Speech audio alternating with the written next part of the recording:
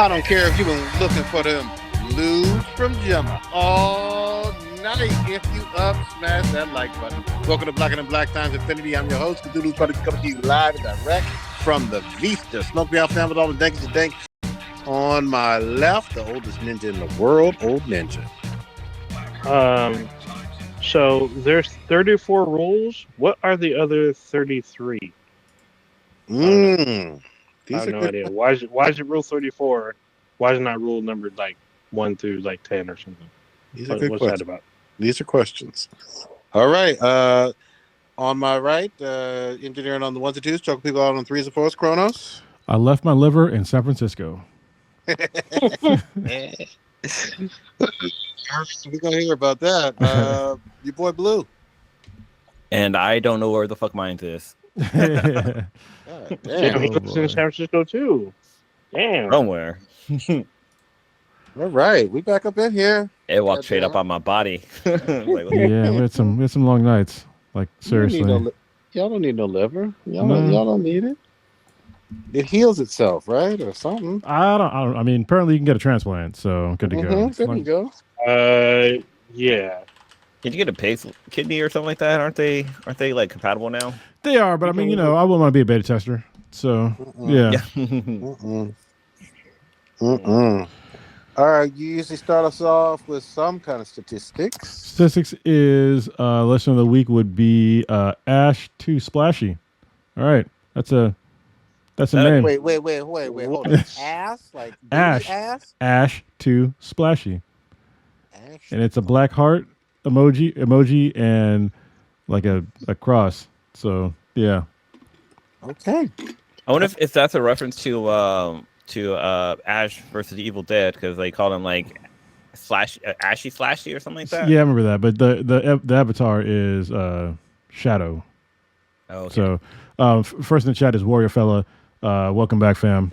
Sorry, I'm not even in the chat yet. Yeah. Yeah, I'm on the podcast. Hopefully they can hear us and all that stuff. We're live and direct. Shadow from Sonic? Yeah. Ooh, okay. And it's funny because like the next one down is Sonic JB, and that's a Sonic thing too. And the other one is Ugly Fugu, and that's like a star from Mario Brothers. But yeah. Wait, Ugly Fugu? What? Some words up in there. Yeah. I like it. Yeah. Folks getting creative. I mean, look, I will say this: some Sonic movies were legit. I need to still see that, but they're pretty good. Wait, you haven't seen the third one yet? I need to see the third one. Third one. I need to see the third one. I think it's on Amazon Prime now. It's on Paramount Plus.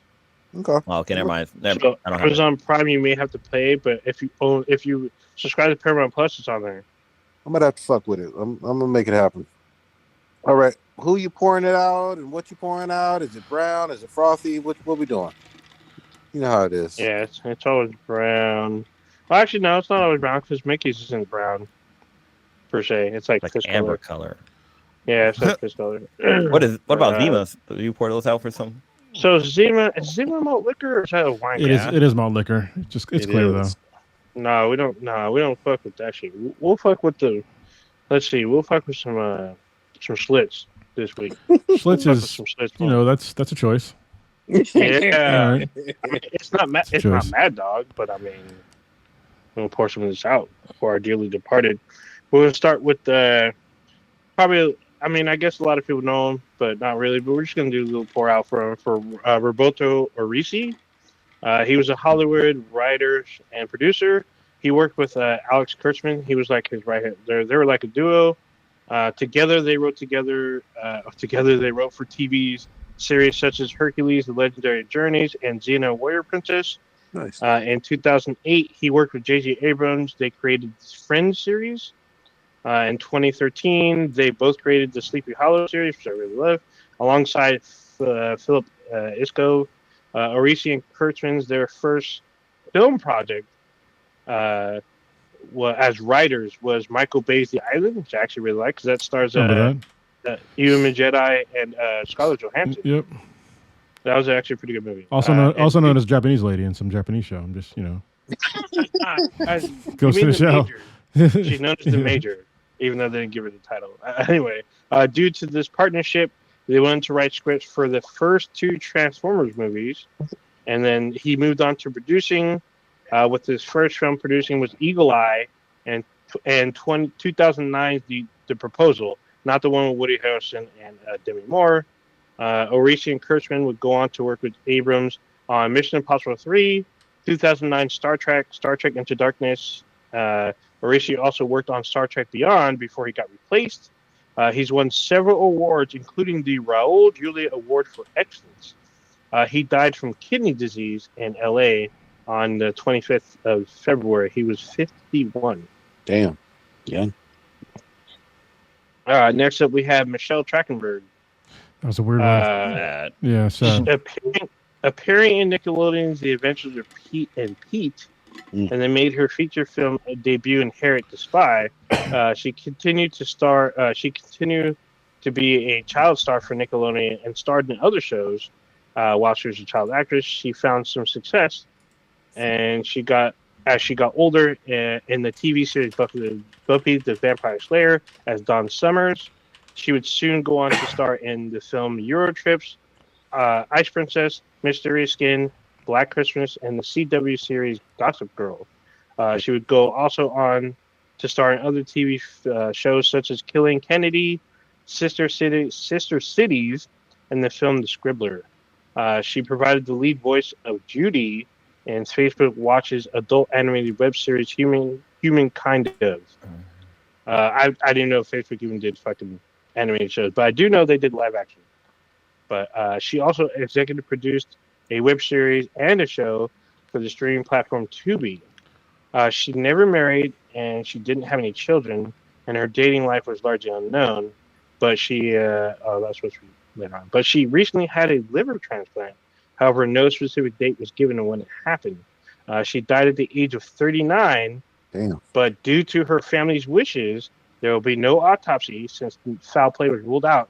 And according to director Casey Tebow, Trachtenberg was working to secure production of The Toy Monster, which is based on Jerry Oppenheimer's 2009 book about the controversial business practice of Mattel. She was apparently writing the screenplay. Yeah, that part was supposed to be fucking about her kids. But yeah, she never had any kids, and she never got married. So, 39 is really young. Yeah, I remember her in Eurotrip, and I was like, man. I didn't know. Scotty doesn't know. Yeah. No. Oh, man. So there. Yeah.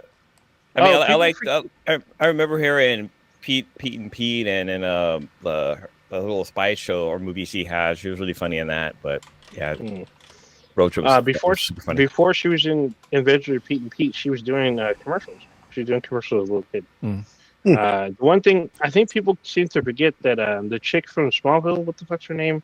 She was in Kristen Crook. She was in there. Kristen Carey. Yeah, she's a cheating girlfriend. That shit was hella funny. She's the one that Scott didn't know about, or yeah, Scott didn't know. He didn't know. She also played Chung Lee in another not that great Street Fighter game movie. Yeah, which is supposed to be like some weird prequel. Anyway, that was I heard that Ming-Na Wen had a cameo in it and they cut it, but we'll see. Anyway, moving on. Next up, we have Angie Stone. Yeah. Angie Stone was a singer, songwriter, actress, and a record producer. She rose to fame in the 70s as a member of the hip-hop trio The Sequence. Then in the 90s, she became a member of the R&B trio Vertical Hold. Then in 1999, she went solo, released her first solo called Black Diamond with the single No More Rain in This Cloud. Her second album, Mahogany Soul, which spawned the hit single Wish I Didn't Miss You, was followed up with her third album, Stone Love, with her fourth album, The Art of Love and War, which was her first #1 album on the Billboard music charts. Or actually, a first #1 album on the top R&B and hip-hop chart. So not the top 100, I guess. She did some acting, which she starred in the comedy The Hot Chick with Rob Schneider, The Fighting Temptations, Pastor Brown, and Schoolgirls, as well as she performed on Broadway in the musical Chicago. She has appeared in VH1's Celebrity Fit Club and TV1's R&B Divas.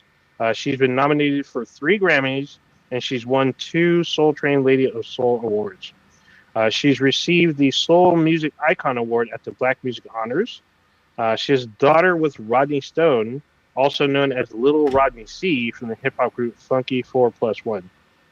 She also has a son with neo-soul artist D'Angelo. Yep. And she has one grandchild. On March 1st, she was killed in a car accident. She and her bandmates were traveling to Atlanta after a Mardi Gras concert in Mobile, Alabama. The car overturned on the interstate, and the car was then hit by a semi. She was the only fatality of the accident. Damn. Oh, she was 63, by the way. Yeah, real sad. That was unfortunate. I had that. No one saw that coming. That was not on my bingo card for sure. To be wasn't there like some, was she going to testify against P. Diddy? Wait, what? I was not aware of that. I'm not aware. I didn't see any of that stuff. Yeah, I hadn't. You could be right. You know, she could be, but I would say she's not in the age demographic of Diddy's appetites. But you know, no, you're thinking of R. Kelly. No, I mean Diddy likes him young too. I mean, with the rumors going around, he likes him young too. So I'm just saying. Anyway, moving on. Last but not least, we have Gene Hackman. Eugene Allen Hackman, better known as Gene Hackman, was a legendary actor that had a 5-decade-long career. He's won 2 Academy Awards, 2 British Academy Film Awards, and 4 Golden Globes. He's also been nominated for 3 other roles, from Bonnie and Clyde, I Never Sang for My Father, and Mississippi Burning. He's in the 3 of the 4 original Superman movies as Lex Luthor. He also acted in The Poseidon Adventure, Scarecrow, The Conversation, Night Moves, A Bridge Too Far, Under Fire, Hoosiers Power, Another Woman in the Firm, The Quick and the Dead, Get Shorty, The Birdcage, Enemy of the State, The Royal Tenenbaums, and Runaway Jury. Oh, and Crimson Tide. His final film was Welcome to Mooseport in 2004, and he retired from acting, even though he would do voiceover narration for documentary films from time to time up until 2017. Hackman was a U.S. Marine and stationed in China until the Communist revolutions took over the mainland. He was in acting school with Dustin Hoffman at one time, he shared an apartment in New York with Dustin Hoffman and Rob Duvall. He and his wife, he's one of those actors that I could go on and on, but it literally take up the rest of the podcast. So I'm going to end it here, where him and his wife were found dead at their home in New Mexico, along with one of their 3 dogs. The circumstances surrounding their deaths is in question due to the fact they were found in separate rooms. His wife in the bathroom with pills around her, which are determined to be blood pressure medicine and thyroid medicine. And then one of their dogs, like I said, I don't know if I said that or not, but Hackman was in another room. Carbon monoxide poisoning has been ruled out, and so has foul play. However, it was nearly 2 weeks before their bodies were found. Hackman was 95 and his wife was 63. They did not have children together, but Hackman had 3 kids from his first wife. So there we go. Yeah, that one's crazy. Yeah, that one's surrounding. That one's surrounding this deep. That one's surrounding the deep. A whole lot of what the fucks. I feel like P. Diddy might be involved in that one too. God damn! You I want to throw one quick RIP in here. George Lowe, he was the voice of Space Ghost and Space Ghost Coast to Coast. He just passed away a couple of days ago. I don't know all the details, but he was on a lot of different like Cartoon Network shows, like the Borak Show, Sea Lab 2020, Aqua Teen Hunger Force, Robot Chicken, Squidbillies, just name a few. He did a few episodes of Family Guy. He started off his career as a radio DJ, which kind of makes sense. But he did that at the age of like 15, which is kind of crazy. But yeah, he unfortunately passed away at the age of 67.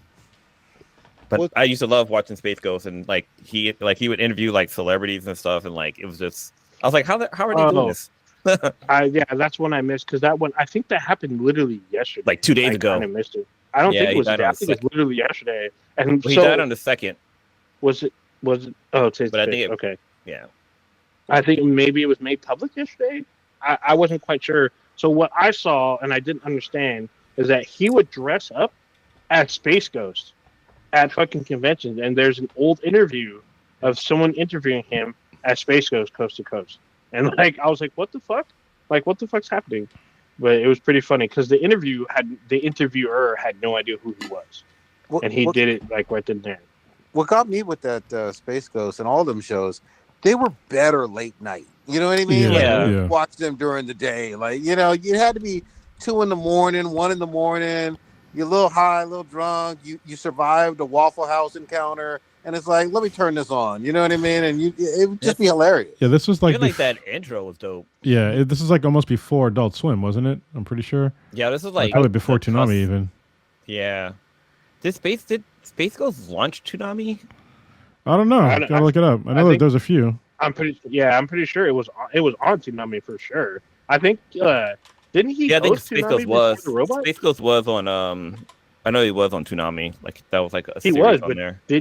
Didn't he host it as well? Didn't Space Ghost host Toonami before the robot? Or no?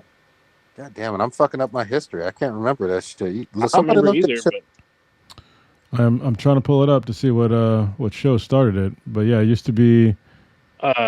Used to only be like an hour. Tonight, but I bring this up. I gotta bring this up because Warrior Fella brought this up in the chat. Breaking up a lot. I gotta bring this up. What do you say? Evan Mendes is 51 today. Just let that sink in for a second. Fine ass Evan Mendes. What's her fucking? Oh. She has like 2 kids by Ryan Gosling. Ryan Gosling busted hard, real hard. I would have done it too. I mean, who wouldn't though? Just saying. But she's still bad. She's 51 and looks like she's like 31. Mm-hmm. Like, God dang. I'm 45 and I look like I'm 31. No. Yeah, but she's got that adrenochrome. Yeah, she does. I'm just kidding. She's not adrenochrome. I'm not trying to get sued. I'm not a QAnon person. So no, God dang. It's just a joke. Yeah. That's wild shit. That was it for RIPs and all that good stuff, right? Yeah, that was it for RIPs. Yeah, I missed Space Ghost because that literally just happened. I was still trying to get my shit together. But RIP to Space Ghost. What was his real name again? Blue? Space Ghost or the actor's name? The actor's name. George Lowe. First name Space, last name Ghost. Mm-hmm. Yeah. Middle name blank. Yeah. Last name Eva. First name Greatest. How dare you spit those lines on this podcast? On that P file. There is one last RIP. I do want to hear the stories. What is going on with y'all's livers? You left them in the bay. Come on now. Tell me what happened. SF Beer Week is annual. What the fuck went on? Oh man. I mean, it was fun. So yeah, it was a lot of fun. It was long. I spent a lot of late nights. So the first night I came in, excuse me, I almost burped loud on the podcast. I got there like I want to say like a Saturday. No, I got there on a Friday. You got a Friday, yeah. Yeah, I came in on Friday, and so I came in at like I think like midnight because I got stuck in LA. Because I left a little later than I wanted to, and LA is a soul crushing place to drive through. But yeah, I got here at midnight, and then a friend of mine actually met up with me like at like 1 a.m. We hung out for like a couple hours, so that was cool. We didn't go out to like drink or anything because I was going to drink in the morning, and it was already kind of late.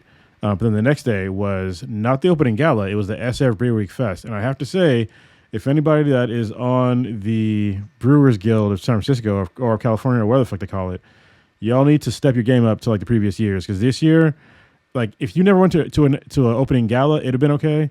But if you ever went to any opening gala, this one was not great. So I knew something was very wrong when I got a plastic cup.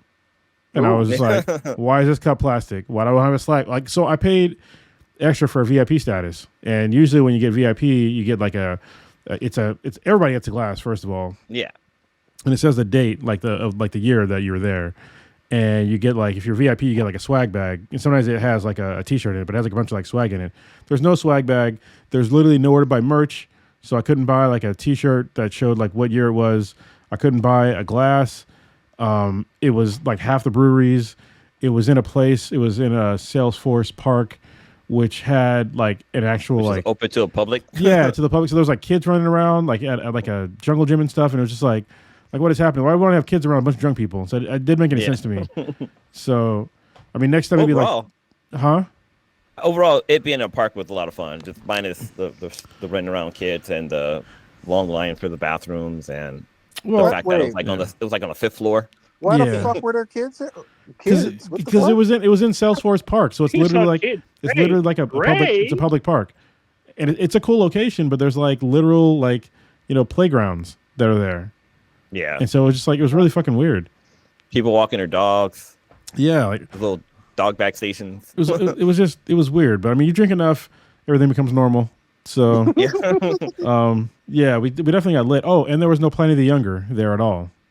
God damn it! So yeah, it came out like 2 weeks before, which was interesting. Yeah, so like basically the only thing that the extra, I don't know whatever it cost to like get VIP this year, it just got in a little bit early, and there was no like point to like getting there early because you got there early because you wanted to get the Younger, you don't want to stand in line, and this year there was no Younger, so yeah, that was a unfortunate start, but I still had fun, Old Ninja wasn't there, but Blue was there. Mr. X was there.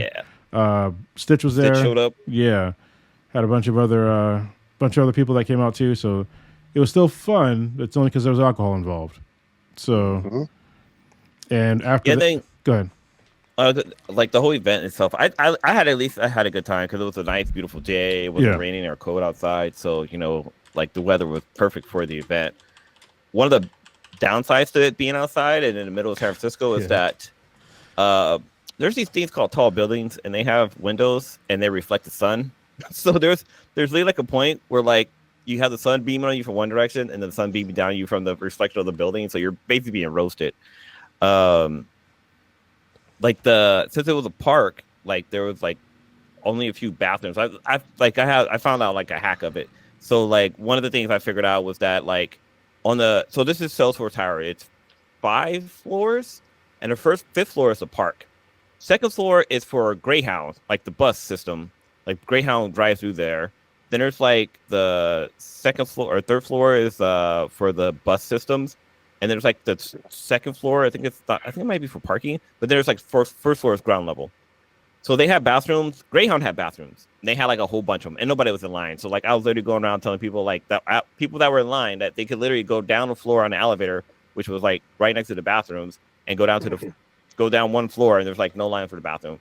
People are like, oh, whatever. Some people did. They're like, oh my god, this guy is a lifesaver. But then like down on the 1st floor, they have porta potties. So I was telling people on the other side of the park, like, hey, if you go down to the 1st floor, there's porta potties, and it's like they didn't really have. I mean, kind of, you couldn't really take your alcohol outside of the park because you're basically gonna be in public with alcohol in your hand, which doesn't make sense because you're in a public park drinking alcohol. But yeah, I was just out there giving people tips. I was able to finesse a couple of cool swag things from people. A whole bunch, yeah. Yeah. So like there was a guy. So they did have shirts for volunteers, and like at the end of the day, like I was walking by and a guy had like a whole box of shirts. I was like, oh hey, yeah, we've gone to the opening gala and blah blah blah and this and that. And the guy was like, oh hey, here's your shirt. And so he literally gave us free shirts, which was really cool. It's hilarious. But I mean, I enjoyed the event. Yes, it wasn't opening gala with like a bunch of breweries there and like with VIP, we had our own little private section. We basically just paid to get in a little earlier, but that's it, which is fine because once people did get there, start showing up, it did start to get crowded.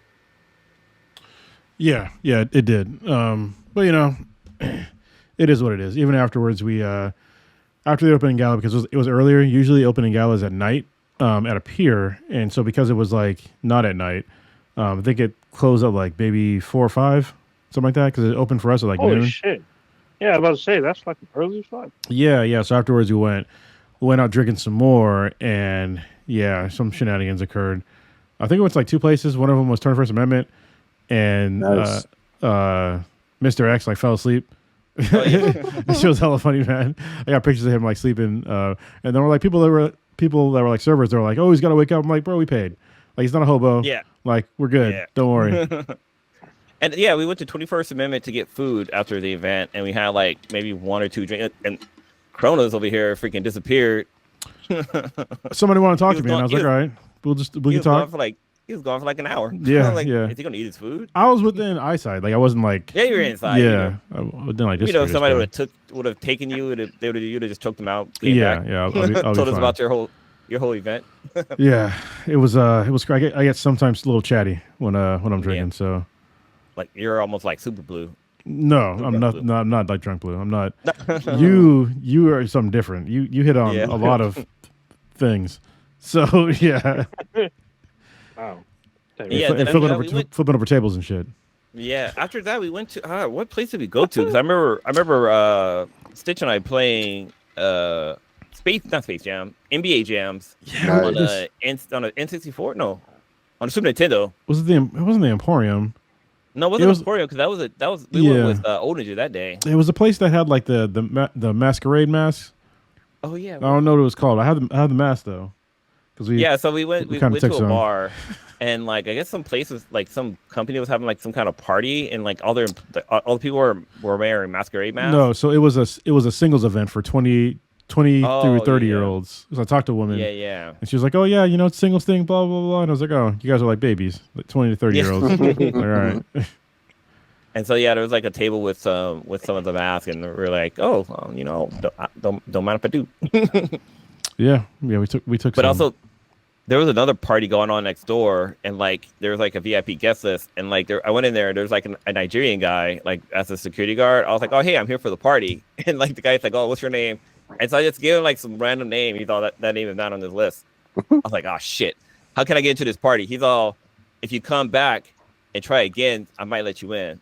So I was like, "All right." And so I was gonna go back, but like we were already like got it. You should put the mask on, and been like, "Sir, yeah, right. I am new here." Yeah. It's like the episode of Family Guy where Peter wears like different disguise to get Costco samples. My eyes are wide shut. Yeah. Then after that we went to your place. Yeah, place was it Kettleman? No, it's the Crafty Fox.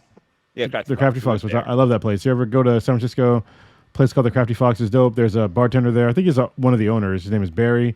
He's got a heavy, I think it's Scottish or Irish accent. Can't remember which one. Every time I see him, I've been drinking, so it's hard to remember. But you know his accent. Super nice guy, but he wasn't there that night. But we still had fun. Somewhere, Dirty Stu is listening to this and punching a fucking wall, talking about how dare you confuse Scottish with Irish accents, you motherfucking cunt. That's what he's saying. His hair was not red, so Damn. Stu, I'm just kidding. God dang. Yeah, he's a good dude though. I told the story about how like we got introduced to him randomly from like the karaoke night from last year. Me and Old Ninja. So I think that funny part of the story is that we actually got to meet her again. like a couple days later. Yeah. Yeah, that was funny. Later. So that was just night one. Yeah. So, that was. And that's at 12 p.m. Yeah, which that was my earliest night was like midnight. And once again, I made a pretzel necklace, and it's so funny how many people like don't know about that. Like people came up to me like, "Oh my god, that's a good idea." Somebody asked me if I was selling them. Maybe you should tell me. Which I was gonna every year I'm always like, I'm gonna try selling them. Try to sell them because I even have like a system on how to even make the pretzel necklace now. Like you don't just take a thread and like stick it through the pretzel hole. Like I tape the string onto a chopstick. And literally, I have the bag like in front of me, and I stick the chopstick into the bag and like stick it in and like kind of scoop it out and then stick it back in there. And the chopstick is covered with pretzels, and you just lift it up and it just fall into the string. And there you go. It literally took me maybe 5 minutes to do 4 pretzel necklaces, where in the past it took me like forever. But that's my secret to you. Yeah. Good for shit. The culture. Yeah. So, Cronus, how was, because that was Saturday. You went out Sunday too, right? I went out Sunday, and I'm trying to remember like what the fuck I did on Sunday. So like, give me a second. I take some pictures. That's I'm pretty hilarious. sure. Yeah, I mean, it's it's a little blurry. When was? Let's see. I think I went to the Emporium, so that's the 23rd. That was. Did you go out with him too, Old Ninja, on Sunday? No, I went out Monday. Okay. I don't have any pictures of me going on Sunday. Did you roll on Sunday? I did roll on Sunday. Yeah, I did jiu-jitsu on Sunday.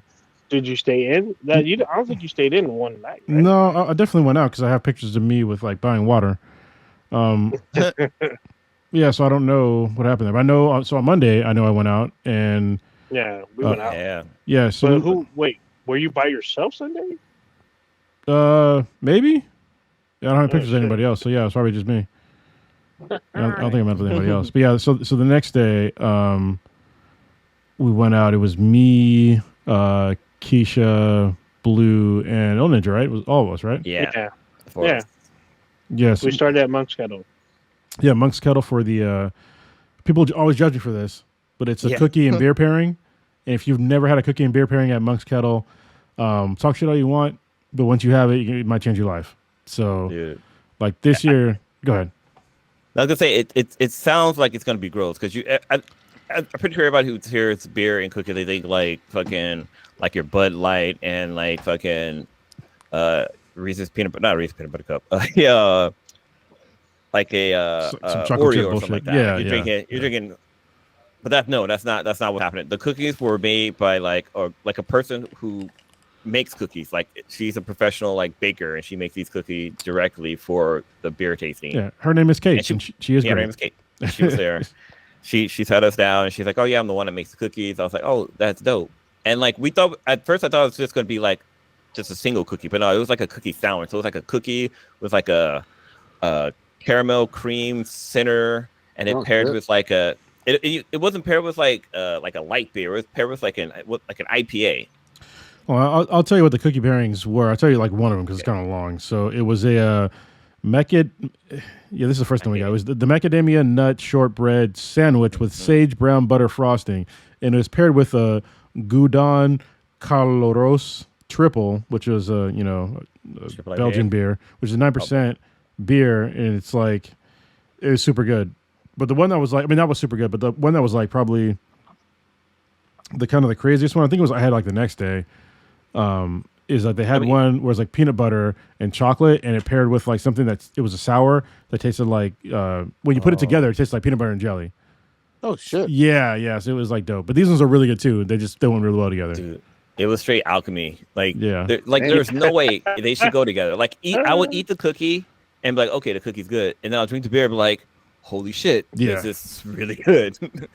Yeah, it was weird to me because it said cookie sandwiches. I'm like, I don't want a sandwich, I just want the cookie. So then when they brought them over, I was like, oh, it's like those like fucking Cold Stone fucking creamery fucking cookie thing, even though it was filled with like something else. Like the one I had the buttercream filling. Yeah, I was like, what the fuck is it? It was huge. We all had the cookie was one. the size of your head. I was like, it was what the fuck big. is this? That's what it looked like. There we go. Yeah, and the beer.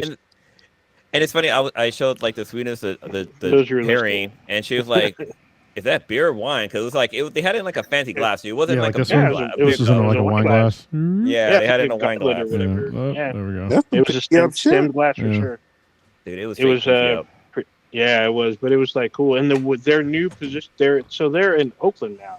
Yeah. Their new location was like in this gentrified area. I mean, it was nice, but it was kind of weird. And it was funny because they had played this really like, it was like this weird like old. It was like old 70s R&B, and then mixed with like Bill Withers or something. They played Bill Withers, and next would be like Juvenile or fucking Pharrell or Far Side. Yeah, it was interesting. It was fucking weird, but it was awesome. Yeah, it did work, just like the cookie pairings did. It was very weird. So we had that, and then we, we left there, and we went to Keisha left. She went back somewhere. She went back home or something, and then we went to 4505 Meats, which is like a staple. Which is every year I go to SRB Week. They have this. This is also where Anthony Bourdain went when he was like one of his last few episodes for No Reservations. Yeah. They have this thing called the best damn grass-fed cheeseburger ever, and it's quite good. This is what it looks like if y'all are wondering. It probably doesn't look that great, but it's like one of the best cheeseburgers I've had. So, it's all moving around, but whatever. If you ever get a chance to go by 4505 Meats, it's on Divisadero. Go there, get the burger. I've never had the actual barbecue, to be honest. I've had Same it. here. Yeah. Never had the barbecue. The barbecue's good. It's not. I mean, I've been to Texas, so it's not Texas barbecue, but it's good for California. Yeah, I never had their barbecue. I always eat. They have this like a smoked chicken sandwich and like vinegar, and it sounds fucking gross, but it's fucking amazing with some slaw and like I think there's like mayonnaise or something on it. Even though Goblin cum, Goblin cum, I'll let it go. Yeah. It's so fucking good. And my cousin met up with us. I was gonna say, yeah, we met up with your cousin. Yeah, he was in like this pizza place. He thought we were gonna eat there. I'm like, no. Yeah. So where we were, it was like a huge fucking block on Divisadero. And there was like 3 stops for us, all in the same fucking neighborhood, all walking distance. So we started there. So we started at the pizza place. Actually, y'all had a beer there. Yeah. And then we went to 4505. Then we went to the Emporium. Yeah.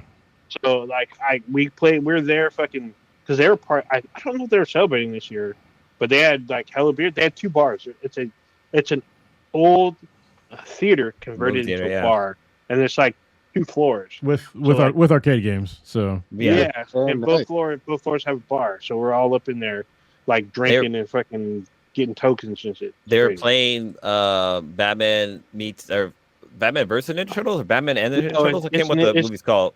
It was the Teenage Mutant Ninja Turtles and Batman crossover. Yeah, but they had their playing in the back. It's a movie. I don't know. It is a movie. I think it's Batman versus Ninja Turtles. I think it's what the movie's called. Yeah, it's versus. Oh, yeah, Batman versus Ninja Turtles versus the Teenage Mutant Ninja Turtles. My bad. Gotta get it right. Yeah, either way. I mean, it was cool because it was like it's on the screen. It was on the big ass screen, so I had to project it up there. Yeah, it was awesome. And you know what's funny? And loud ass music.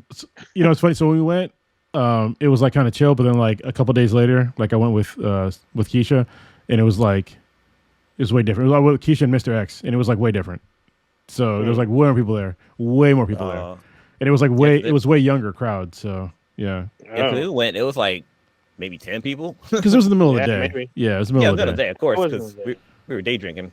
But what's cool is that when you get a drink, you get $1 in token, so you can like go play games.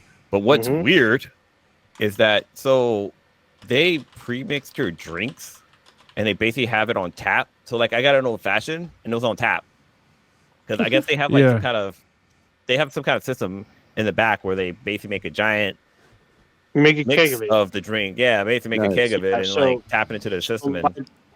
I knew a place that were going to do it because they sold so many. They just made it like a pony keg of it and just had it on tap. And just keep it cold and just pour it. Keep pouring it. And it was okay. I mean, it wasn't the greatest old fashioned I ever had, but it wasn't the best. Like this right here, this is probably better. That's the best. This isn't the best. I can't make the best. So while we're at them, see, you was out there mixing though, Blue. You up there drinking beer and drinking hard liquor, brown liquor. Dang. So while we're at the Emporium, people wanted to see how good I was at Street Fighter. So yeah, I'm still pretty good. Like, unless I'm against the computer, I gotta like practice if I want to be like good again. But I can be like average person pretty handily. This is old school Street Fighter 2? Yeah, Street Fighter 2. No, Street Fighter 2 and 3. And 3, yeah. Yeah, we play both. Yeah. It was awesome. So our next stop was the Richmond Republic Ale House. Oh, was that next stop? I think so. That's where I took pictures, so that's where I have the ticket. I could have sworn we stopped one place before. We might have, but yeah, it was a long night. Anyway, they had Plenty of the Younger there. Richmond Republic. So they had Plenty of the Younger. We had to stand in line, which I hate standing in line, but you know, took us like it wasn't standing in line. We were standing in we were going on a roller coaster at Disneyland. Yeah, it was a minute. So we got our tickets. We got some food. So it ended up taking us like probably like 2 hours to actually get it because you had to like get there early. Exactly 2 hours. Yeah, you had to get there early to get a ticket, and then if you want to eat or drink, you can get that. But yeah, so we did that. But it was cool because like there was some random like old dude that like bought us some Fernet, which is gross, but whatever. I'll drink it. Y'all drank it though. Yeah, it was free. So and not only it wasn't just a normal shot. They doubled that shit up. It was like almost half the glass. Yeah, just about half the glass. I'm like, dude, that's more than what you should normally pour. I think I would never do that shit again. Even a chaser of ginger ale or some shit. I think he did it just to see if we could like drink it. And I was like, whatever, like just for the visual, the humiliation of it all. That shit was we fell into his trap. Yeah, but so wait, an old guy just slipped y'all a Mickey and y'all got your Mickey. It was great. Yeah, I took pancake shakes the next 2 days. It was great. Because with the Richmond Richmond Republic Ale House, which is another great place to go to in the city. So it's an ale house. So there were kids there too because that old dude and his boy, they had kids there because you can eat there. It's an eatery. So what was awesome is upstairs they were playing Boomerang. So not the movie, but the station. So that old '80s fucking cartoons were up there. Oh and yeah. Getting drunk. People were getting drunk, trying to talk about Thundar, the Barbarian and shit, and like fucking and on old school fucking Flintstones and shit. Downstairs, they were playing Shrek. I remember they were playing Shrek downstairs. Yeah. Playing Shrek. That was like how we go funny. to these adult places. They were showing cartoons, like adults who watch cartoons. So what this whole podcast about? Funny. It was just funny that people were fucking getting drunk and vibing out to this shit because there was like no seating. There was no seating in this place. There was no seating. Like the whole place was wall to wall packed. Well, that's how I met like that like group of those two families or whatever. Because like there's nowhere to sit, but there was like some open sort of like table space, and they let us like hang out, and then we were like bullshitting, and then we got some free drinks. It was great. Yeah, I did not put out, so whatever. One interesting thing is I don't know if he was the owner. I'm assuming he was the owner, but like the guy, like the way that they did it is they had a ticket system, right? Because they only had one keg of the younger, which is I don't know how many ounces are in there, but they only had like so many tickets per person. So everybody got a ticket, and if you had a ticket, you got a pour of it. But your ticket had a number on there, and it was like 1 through I think we were at like 150 something. Yeah. 150s. I think there was 160. I was 152. Yeah. So yeah. So, I was 151. They were doing pours in groups of 25, but the people downstairs or the people upstairs couldn't hear the numbers being called downstairs. So I took it upon myself. I was literally sitting downstairs, and when the guy came up and gave the number, I went upstairs and told people like, "Oh hey, it's 1 through 25, it's 25 through 50, it's 50 through 75." Like I kept like going up there telling people the number. And like people were like, "You work here?" I'm like, "No, I'm just want y'all guys to get your beer so I can go ahead and get my beer." Like, my whole meta was trying to get a beer myself. Yeah. So yeah, that was Rich. Go ahead. Oh yeah, I was gonna say, what did you do after that? Sushi? Yeah. So after that, we tried to go to Zeitgeist, but Zeitgeist was closed for like their own like I don't want to say corporate event, but like their own private like event. You can hear them like they're partying it up, which more power to them. So we ended up going to like a sushi place, and we had like a bunch of sake and more beer. And it was a lot, and then Blue decided that it was a good idea to, call a robot. So, oh yeah, yeah, you can tell that story. No, that was the next night. No, it was that night. I have pictures. That night too? Yes. Yeah, it was that night. Oh, that's right. Because that's when my cousin left. He separated from us. Yeah, because we all dispersed. By this time, it's like 11 at night. It's like 11:30. I think it was way past that. I think. Was it past that? I'm pretty sure. No, it was before that. I mean, because I got home at 11. Okay, yeah. We weren't really out that late. We got to the sushi place at like 9, so yeah, maybe. Okay, yeah. And we're on BART at 10, so yeah, I guess we got back at 11. Okay, that sounds about right. Oh, because I did jiu-jitsu like the next day. So yeah, I went back to jiu-jitsu, and then I met up with Oninja in the morning, and then we went to, I don't know. Oh, no, we on Tuesday we got a late start. We late started start, like 1. Yeah, because I did jiu-jitsu, so... Mm-hmm. We ended up going to I don't know where the fuck this is. I'm trying to. I got a beer so early, like someplace. I don't know where this is. Yeah, because that was just you. That was you and me. That was just you and me that day. We got nachos and tacos. Oh, we went to like a taco thing at Harmonic. That's where we were. We went to Harmonic. Oh yeah, so we went to Harmonic. Yeah, that's right. I was like, where are all these things? Yeah, because you found out that they were doing like a taco, like birria, not birria. They were doing like this taco thing. Yeah, it was like beer. It was like some sort of beer taco thing. So we went there, and then we went to Zeitgeist. So we finally went to go back to Zeitgeist. And they were open. Oh, yeah. So Harmonic was kind of a trip because the Warriors were playing that night, and Harmonic is attached to the fucking Chase Center. So we had to go through hell of traffic just to get there. So that was some shit. Then we went to where are we? We went to the Crafty Fox. Yeah, went back to Crafty Fox. That's right. Then we had I had a really interesting green beer that was there. Oh, yeah. Like it was weird because like it had an aftertaste of like cereal. It was super weird because it wasn't weird. Yeah. Wait, was the greenness from like absinthe or no? So they had it was called the Gol Saison Spritz SP, and it had padon leaves in it that made it green. So it didn't have like hops in it. It had like different like plants in it, but it was pretty good. Yeah, that was the night I met the Russian chick. She was very drunk. Yeah. This is the first time I saw Oninja hit on anybody. Yeah, but I put a little rizz on it. I didn't like totally rizz her up, but she was really drunk. And I don't think Cronus knew that she's really drunk. He's like, dude, she keeps talking to your mom. I know, because she's really drunk. So I like, dropped a little game on her.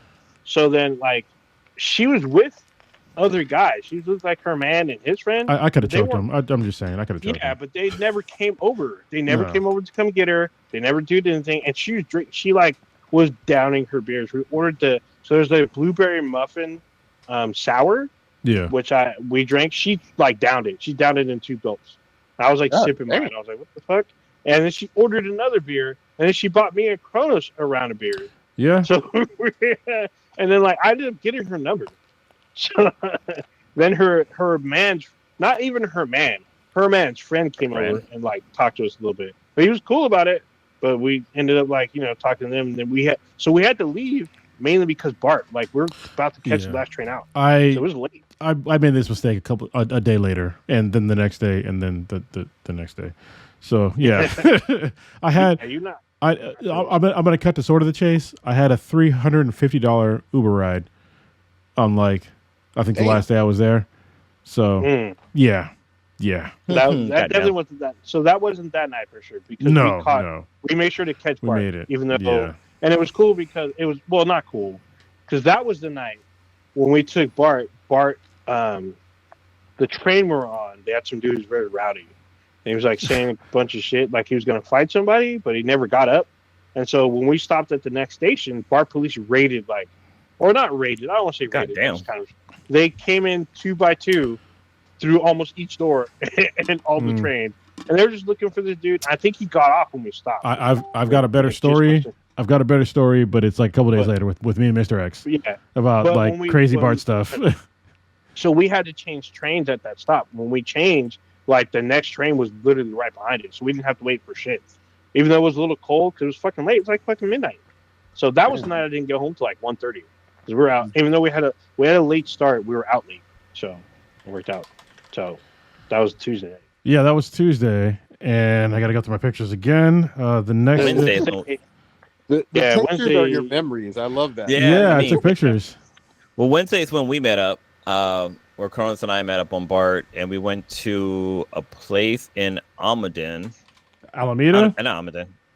Damn, I always get those two confused. It's very because they're spelled very similar. Yeah, we went to Alameda and went to this chicken wing place, but we went also. It was a brewery called. Oh, where's my glass at? Alameda Brewing. Alameda Brewing. Yeah, god damn it. And I mean, the beer because they had like a wing and beer tasting, but it wasn't that. It was you buy wings and come over and sit down and get $2 off your beer, basically. Like it wasn't like the cookie pairing. No. I mean, which is fine. But it was fine. But we ordered way too much food, so yeah. So we took Bart there, and if you don't know, and Kronos like to take Uber Black, right? And Uber Black, it's very hard to get Uber Black in Oakland. Well, parts of Oakland. We're at Fruitvale. So and they were just like, huh? So yeah. And we were there for like a good maybe 30 minutes. And we did get Uber driver. And shout out to what's his name? Was it West Coast was the guy who called them. I forget the guy's name. I didn't take that part down. Something like you got it. You guys. I have to go back through like my phone. I do have his number, but I don't have like his name. I got to get to like all my Uber rides. So that's, anyway, it was significant. So we had a black Uber driver, and he had dreads. He was driving like I think it wasn't an Escalade. I think it was a Navigator. Yeah, I think it was a Navigator. And we chatted up. He had like a Ninja water bottle, and it's like, oh, is that like from the Ninja like food processing thing? And he turned, yeah.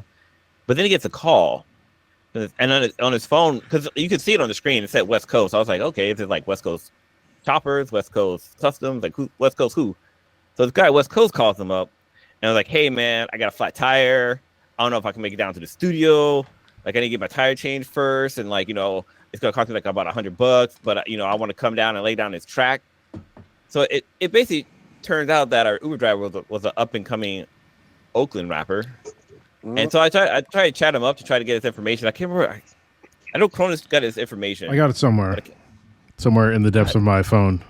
Yeah, but yeah, this guy he's a local rapper, and the guy that he West Coast is like a it's called a thespian. I guess a guy who like travels a lot, and like right now he's in the Bay Area, and so he's doing like a lot of producing and stuff like that. So we chatted up with him for a little bit, and like he dropped us off. But it was just interesting. We're sitting in the car, and he gets a call, and he just started talking about like rapping stuff, or not rapping stuff. But then Cronos asked him, who won, Kendrick or Drake? Of course, he said Kendrick.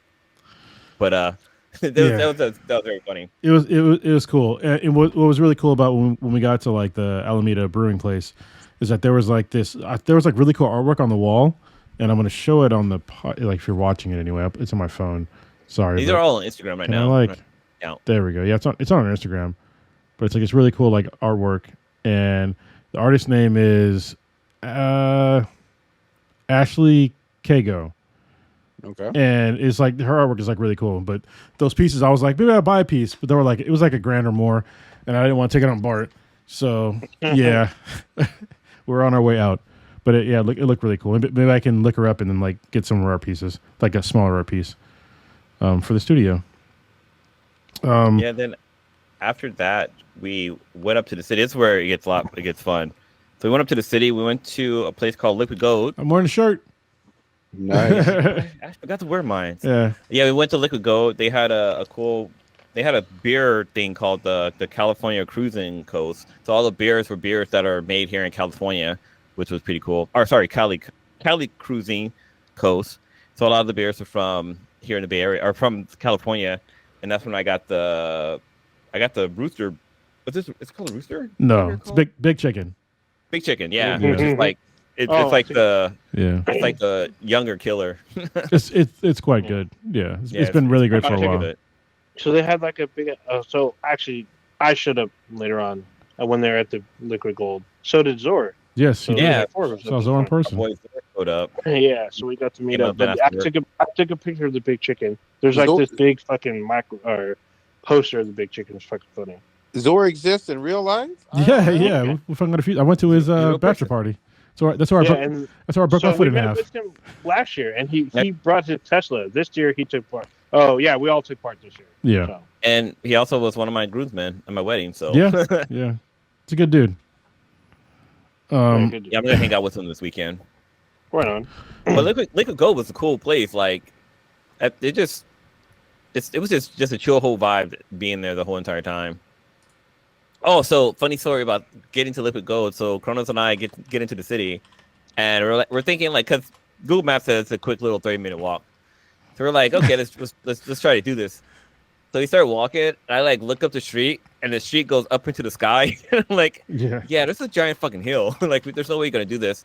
So I was like, let's do Waymo again. So we took the robot again to take us there, and it was fun taking it. I like taking Waymo. It's like riding in the future. But it was a good time though. But then from there, hold on, real quick. Let me just pause on like the Waymo thing. So I know people are probably thinking, Waymo, it's a robot. What the fuck? Blah blah blah. I gotta tell you, if you get into a Waymo and just don't look at the driver and just just hop on your phone, just start doing some phone shit, it drives like a human does. So like it's pretty believable. I'm not gonna say I'm gonna do it all the time. So I like having the Uber Black drivers, but they're nice same cars. Price as riding Uber Black. Yeah, you're in a Jaguar E-Pace, so it's a decent car, and it does a decent job driving around. So yeah, like there was one part where there was a UPS driver blocking the road because it was like dropping the shit off, and the Waymo car like went around it. Like it knew, like, okay, there's something in front of me. I need to go around it. Like it knew to go around the UPS truck. I mean, maybe it could have been pacing the car in front of us, or maybe it just fucking knew, or maybe there's like a guy in some kind of hub in front of his computer driving that fucking thing. Who knows? I kind of got it. But anyway, for those of you who are wondering, if you're still lost and wondering what the fuck we're talking about, a Waymo is a driverless car. Yeah. So it's an autonomous car. So there's no driver in the car. Like I took video and I was like, well, we're probably gonna die, but you never know. But yeah, so Waymo is a driverless car. I guess they're only in a handful of cities. San Francisco is one of them. So yeah, there you go. Nice. And then where do we go? So we already talked about Liquid Gold. Got there, did our thing, had some really good drinks.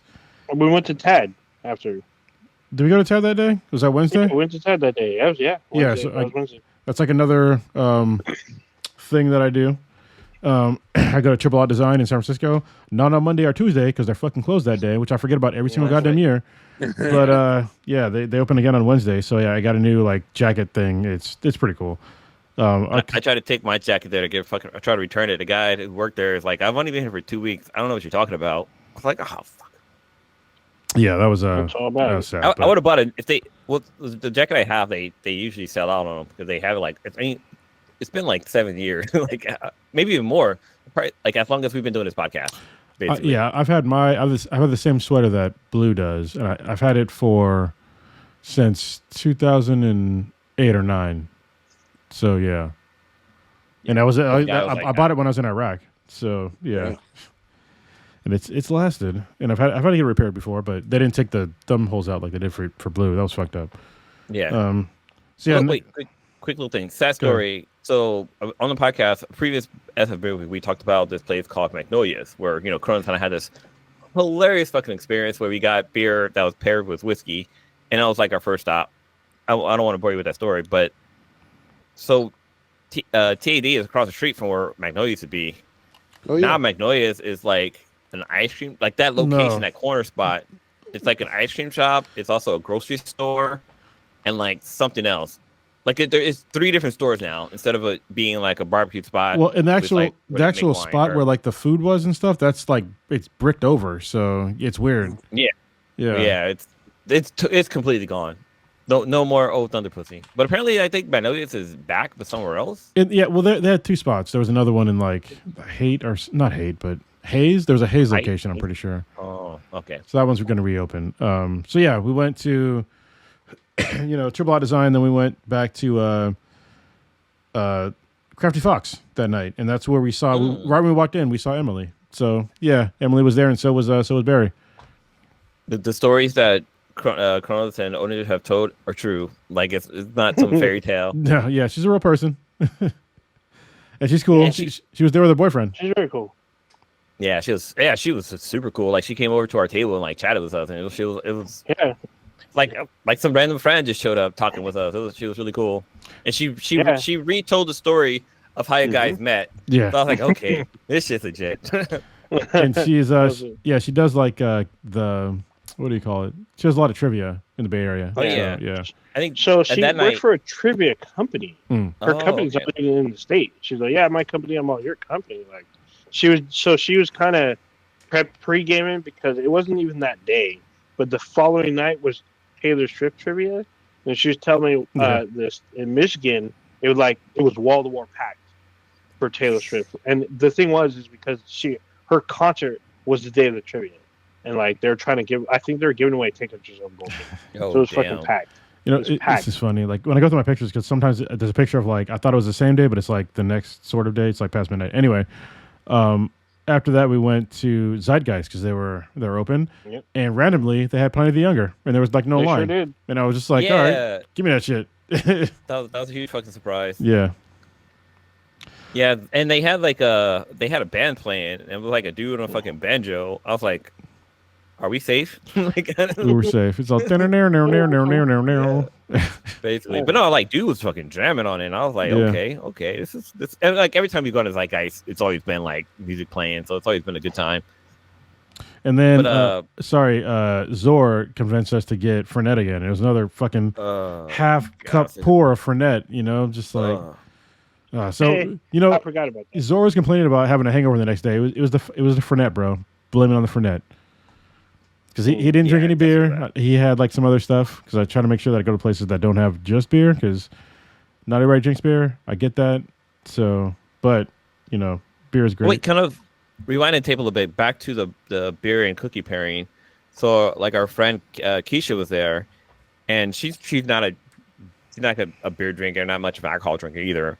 And she tried the beer and cookies, and she was like, oh my God, like this is so good. Like she enjoyed it too. So that's how good the whole beer and pairing thing. Like if you're a person who drinks like mezcals or like sweet drinks, you're gonna love the whole beer and cookie pairing. It just works. Yeah. It works so very well. But back to Zeitgeist. Yeah, then I can give you some bullshit. But yeah, Zeitgeist was awesome.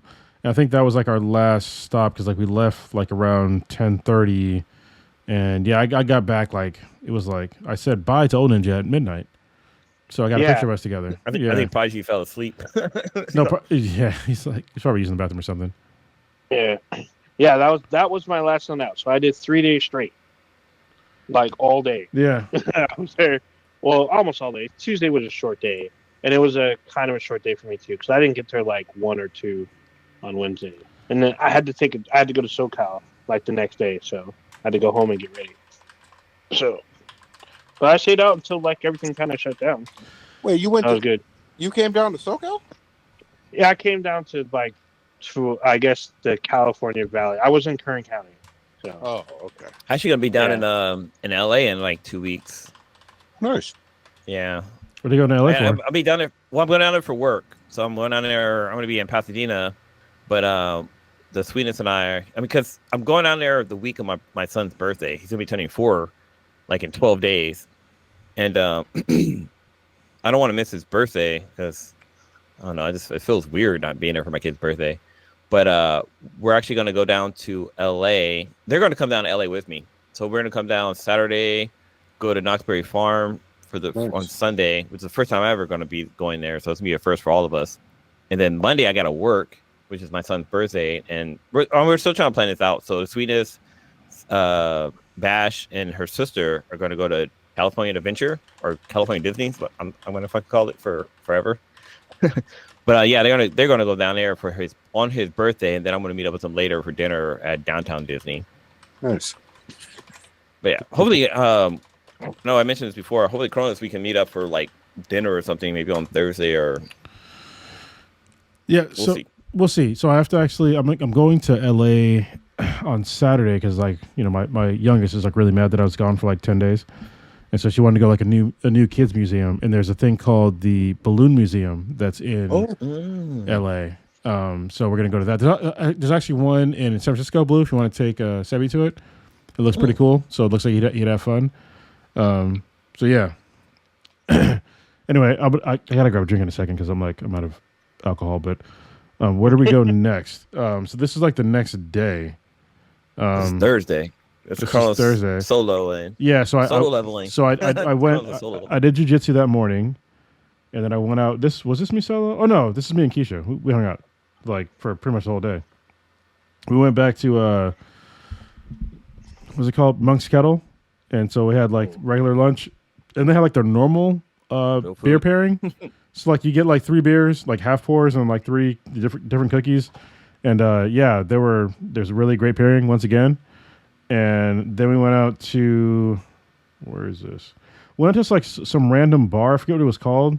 I went there for like, I think Big Chicken. And they ended up having like the Hakushu, which is like a really, it's not rare probably anymore because I had it at a fucking bar, but it used to be a rare Japanese whiskey. And they had it there like just randomly like on like the, in the back. And I was like, yo, can I get a double shot of that? And he's like, yeah. And then like he pulls the bottle down and he looks at it, he goes, this is $22 a shot. $22 a shot. And I was like, okay, I don't give a fuck. It's just every week. Like I'm doing my thing. So yeah, I had a double shot of vacation. Double shot of the Hakushu. Shit was great.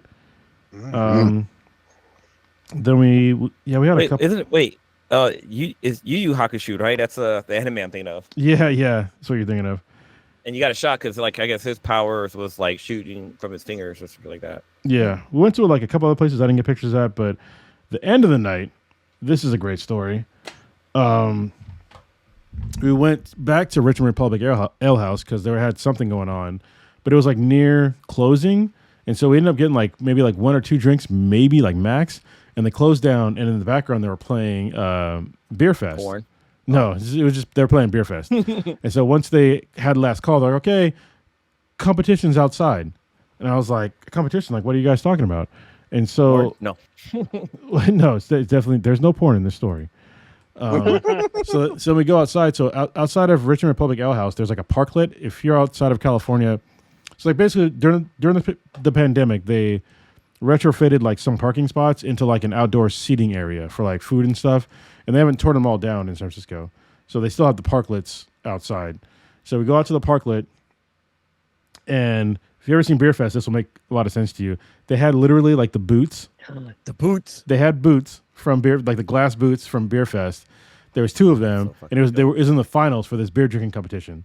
So the competition was you had to drink this beer, and then turn it upside down on the table, and then you had to like push your partner on a tricycle like around like this little obstacle course. Really, it's like basically just around a circle.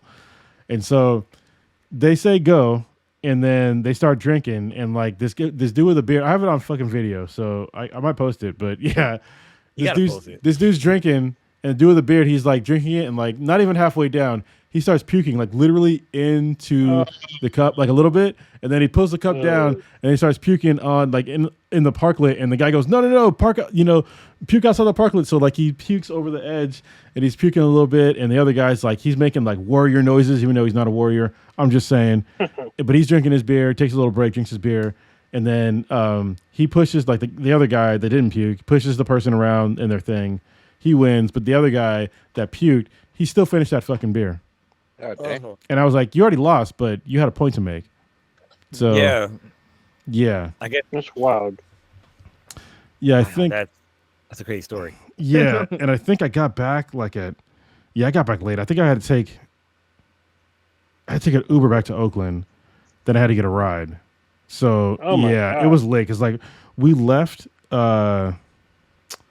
Richmond Public Ale House like probably like at 1 or 2 in the morning, and so it was like super late. Actually, wow, yeah, it was fucking late. I got pictures from like this is like 1 in the morning. Yeah, this is like we left at like 2 in the morning. So yeah, that was that night. Damn. And then the next night or the next day, I got up and I saw my stepdad, who I haven't seen in a while. And we went to a place called. Was this me solo? This is Friday. Yeah, it's just I like how Cronus can like get people to go out drinking with him during SWB week. Yeah, come out. Like if you're in the Bay Area, like come out with me. Like you'll definitely have fun. Yeah, it's like there's always a story. Like every time we go out drinking, there's a story. There's always something.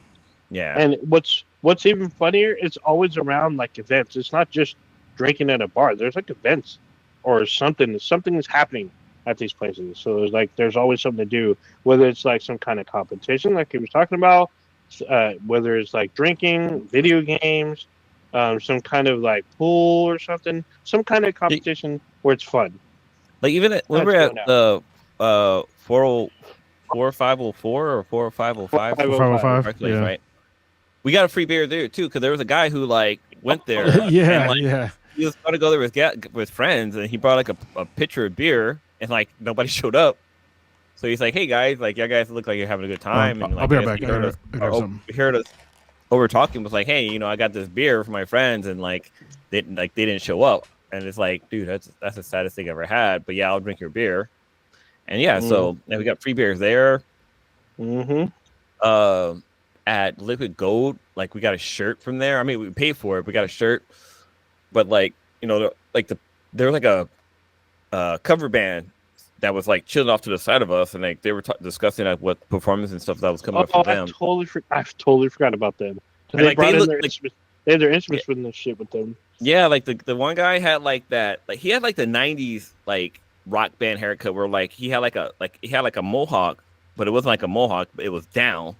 So his head was shaved on the side, but he had like this patch of hair, and it like went down to the side, and it was gelled and slick and hard. Like it was. It's like that. It's like the dude. It's like that dude from what's that? The movie with Bruce Willis and Chris Tucker's in it, with the chick that had like the little white suit, where she's like, "Oh, I got a Metro Pass." Fifth Element. Fifth Element, yeah, it's that guy that had like the skin, that plastic dome on his head, and his hair was like off to the side and like straight and slick. It looked like that basically. But yeah, every beer event we ever go to, there's always like a cool story. Like there's the one where Prodigy just fucking disappeared. Yeah, like, he was gone. I was like, where did he go? Oh, they followed me. Why did they follow me? Yeah, followed you out the door. But like, yeah, I remember that because he left, and like that following week, he had shaved off his beard. And we're like, what the fuck happened to you? And then he told us the story. You can actually listen to this story on a previous podcast where he just like, he was done. That was a good story. Like even there's been bitter events like that I went to at work, and like there's always like some cool story. Like there's a comedian who says that like no cool story ever starts with "so I had a salad." Like yeah. So the next day was like me solo. So like this was kind of like I went to a place called Otherwise Brewing, which had gluten-free beer. Oh. Which so if you want to go gluten free, like this is the place to go. But they also had it was churro and stout pairing, which is pretty good. Ooh. It also had a gluten free churro, so but it was pretty good. It was a nice place. I hung out there for a little while. You know what's funny is like Underberg is like a huge thing now, which is like I figured this out like a couple years ago.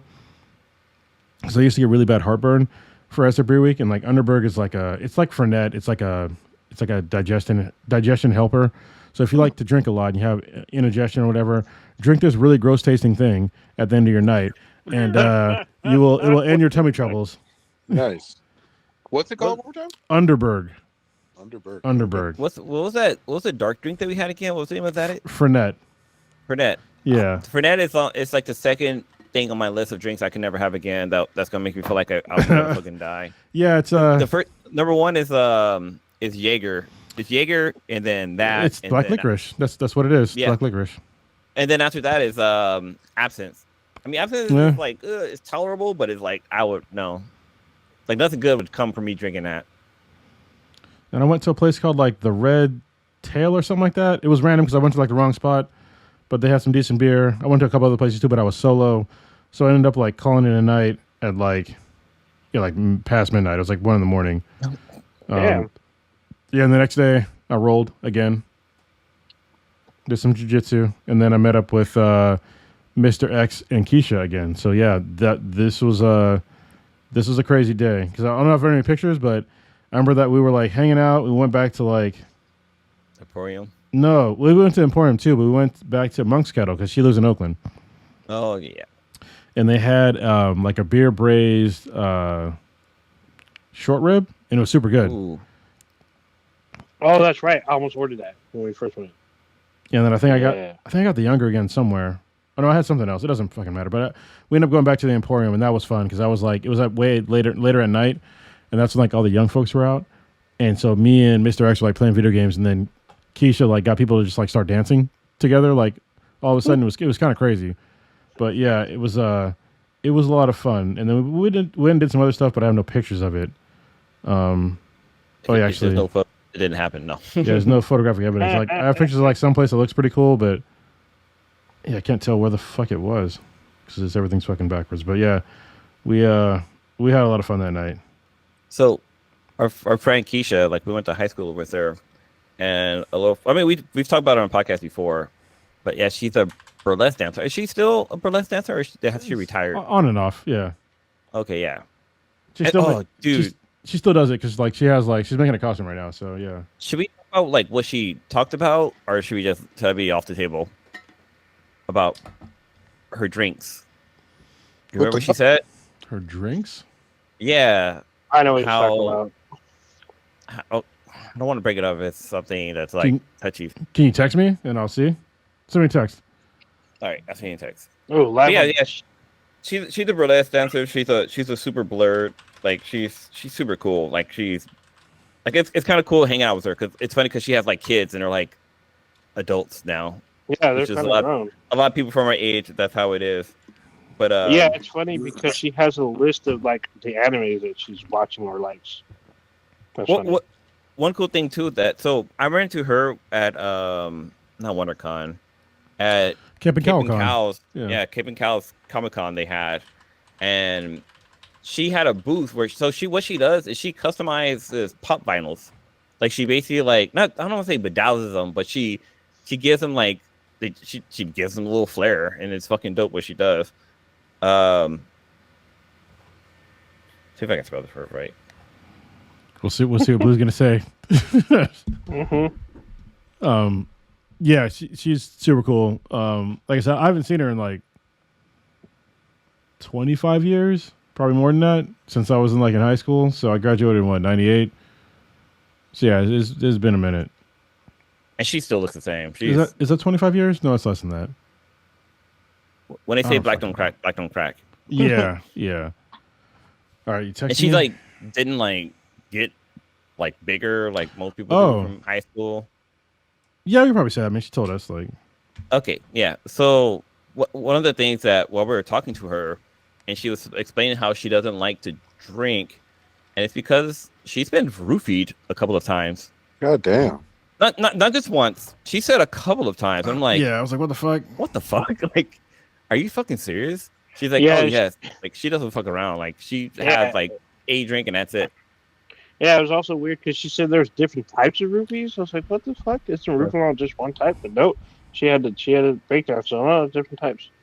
Yeah, but if you're with me, you're safe. So like I've been doing this every week for like more than a decade. Yeah, more than a decade. So like I haven't lost anybody. So you'll be. I'm sorry, except for Prodigy that one time. Yeah, only guy I lost. We talk about that. Only guy. He lost himself. On top of that, his bowels. He didn't lose himself. He tapped out. He's tapped out when the game first started. Yeah, that was a weird one. Didn't want to say anything either. I was just like, where the fuck does this dude at? I was gone. He was gone. I was in the wind. Yeah.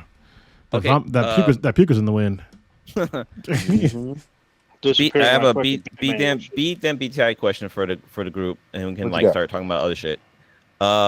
Favorite beer fest, beer week, alcohol related story, and keep it short. Hold on, sorry. There's one more story I got to tell because I forgot what happened early in the day with this might be like one of the crazier ones because people always ask me like, do you feel safe on BART? Do you feel safe going through Oakland? Do you feel safe blah blah blah blah? I'm like, normally on BART nothing happens. Normally, however, I'm about to tell you a story. All right.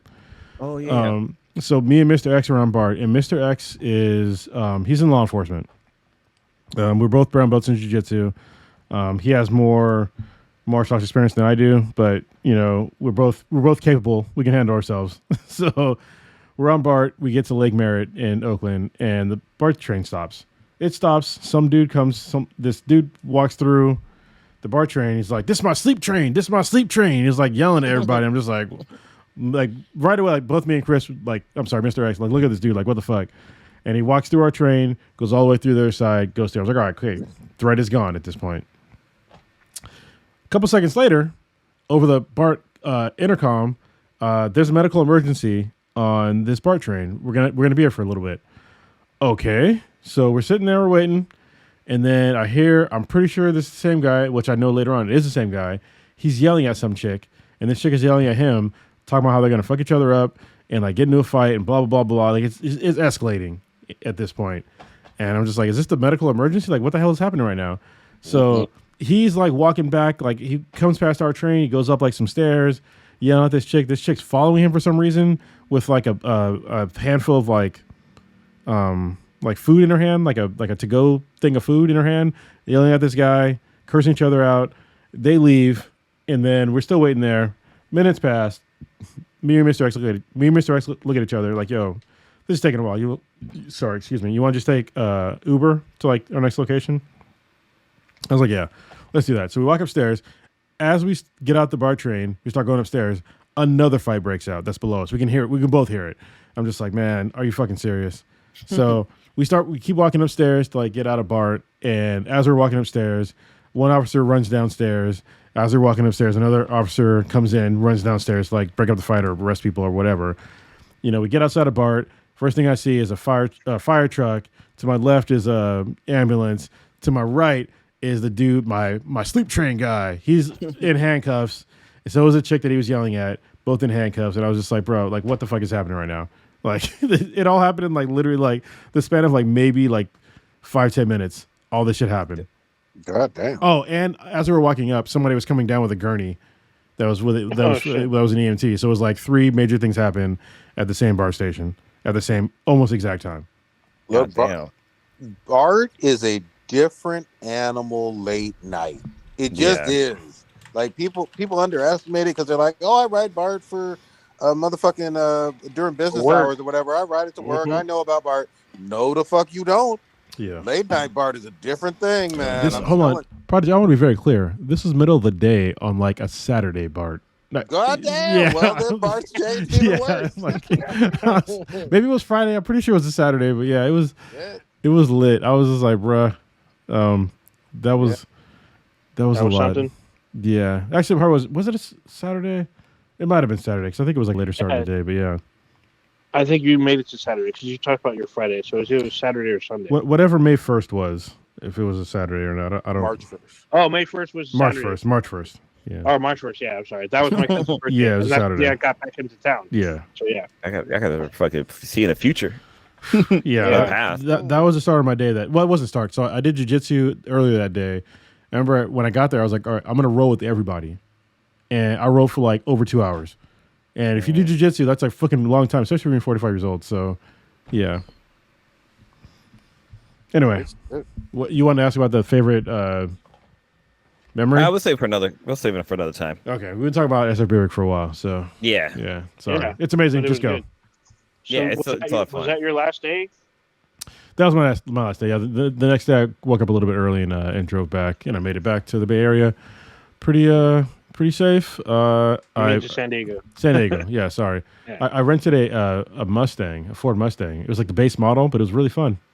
Yeah, really it's fun. weird because like that whole week you barely. I feel like you barely drove it, or no? I drove because I had to go like to jiu-jitsu and stuff, so I drove it around a little bit. It. Yeah. Yeah, Well, to I mean, jiu-jitsu in the BART station. Yeah. Yeah, that's about it. I mean, actually, I picked you up a couple times. Like for Monday, Tuesday, I picked you up. You did. But you know what? You know what didn't happen? I didn't crash into an airplane with another airplane. I didn't go upside down in an airplane. I didn't have a near miss. Oh, and for the people who don't live in California, there was no fires. There you go. Well, wasn't there a fire that started like there's a fire that started like recently. I believe that was. California. It wasn't California. It wasn't California.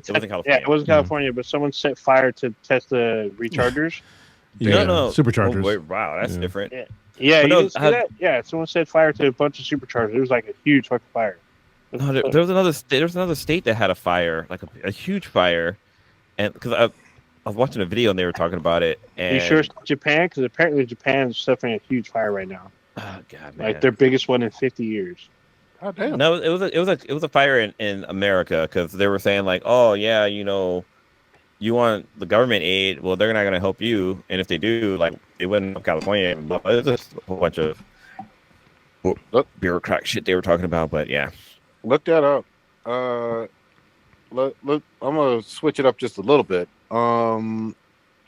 So way back in 2016, around the time we were fucking starting this cast and shit. Obviously, Overwatch dropped. And everybody was excited and all of that. And we knew it was a big deal because of the lewds. The lewds were going fucking crazy. Pre-launch, I knew what the fuck Mercy and Diva and Widowmaker sounded like when they were coming, based on all the goddamn lewds and shit. I was like, what the okay, I guess Widowmaker has a French accent. Didn't know that shit until the lewds fucking dropped prior to release. Fast forward to 2025, and god damn it, I think Capcom is trying to do this shit again. Even though Capcom is different from Overwatch, I get it with Blizzard, but I think they're following suit. The lewds are going fucking crazy for these goddamn Monster Hunter Wilds characters. Old Ninja did not believe me on this shit. And I had to. Oh get your shit right. I'm the one who said it. You can rewind the tape. I said she was going to get Rule 34 as soon as those models hit the internet. We said this literally last year. Like she's going to get Rule 34. At least I'm talking about the smithing. Yeah, man, that's Smitty Gemma.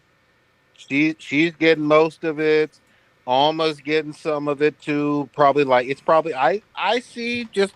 Anecdotally, about 75% Gemma, 25% Alma. Are you seeing the same thing, Old Ninja, or no? I'm not invested in it if you are. So. Oh, okay. This is important. This is the news that people need to hear. You know what I mean? I guess if you're into that, sure. But who's not into that? No. I'm saying. All I know is, look, folks are going crazy for it. Obviously, the game launched last week. Big release, Capcom's biggest I think over 8 million sold in less than 3 days, which is a record, even faster than the fucking World, which sold like fucking gangbusters. So, Capcom is up again. I mean, they just keep on coming out with hits after hits. This shit is fucking fun, man. I've been on there. I haven't played with you, Old Ninja, at all, but I've been on there with B-Boy Frost, Hobby, Kit, a whole bunch of folks. We got a whole squad going through, and it's fun. It still has a learning curve. Some stuff, even from World, I had forgotten about mechanic wise, but it's fun. It's fun as shit. So going back to the Luge thing, I don't think that's. I want to say that's part of it, and it's part of the popularity. But there's some shit in there that Capcom did that they probably are going to regret, if not already. So in the game, it's been popular with actually like a lot of games where you can post stickers. Yes. There's like these little like just like funny kind of like not even gifts. It's like just a little picture with like anime style kind of or cartoonish versions of characters in the world. They do it with a bunch of games. I guess Mario Party does it. You can do stickers with some of the characters. So in Monster Hunter Wilds, you can customize your stickers. Excuse me, with text. Yep. And it's like they warn you not to infringe on people's rights and not to do anything illegal and some other, some disclaimer shit. But then the first time I saw one, some dude posted some sticker that had like "I'm gooning" on the sticker. So if you don't know what gooning is basically like stroking it off, just masturbating. Yep. So all of a sudden I'm like, hold on, there's no way that Capcom made a fucking sticker that says "I'm gooning" on it.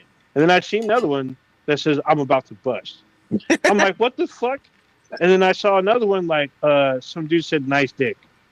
I'm like, hold the fuck on. So I'm like, hold the fuck on. So then I go in. You didn't say thank you? No, fuck no. I was trying to figure out how the fuck are they doing this. That's a compliment. What are you talking about? What? So I'm going in. Oh, Ninja's blushing. If you're not watching the podcast, oh, Ninja's blushing. I'm just saying. I'm black. We don't blush. Anyway, okay. I was just like, what the fuck? So I went in as these fucking crazy stickers are going through. I'm like looking at what the fuck, and I see you can edit the text as long as the original sticker has text in it. You can change the text to almost whatever the fuck you want. I'm like, what the fuck is happening? I'm like, dude, I think Capcom didn't know what they were doing. I think they thought it was fun and interesting. They knew what they were doing. I don't think they knew. I think they thought it was like, I think in Japan, they thought it was going to be like a cutesy kind of like, thing that you can send messages to your friends, especially in your squad. A squad is basically like a fucking clan. So I don't think they knew that they're just going to take it to this like super pervy incel level of just fucking, they basically almost turned them into lewds, almost. Let me say this. I'm glad you give Capcom the benefit of the doubt.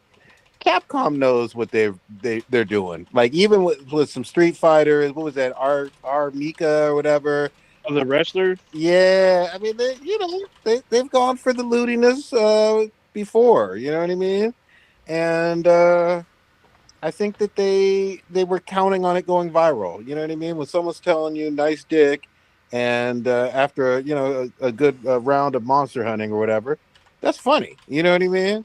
So, it's funny. It's just weird because you can tell there are women that play this game. Oh, absolutely. Actually, a lot of women play this game, especially if you're watching Twitch. There's a lot of women. I think it might be a little weird of these dudes that are like with their friends and popping all these like lewd fucking shit. Wait. Stickers. Hold on.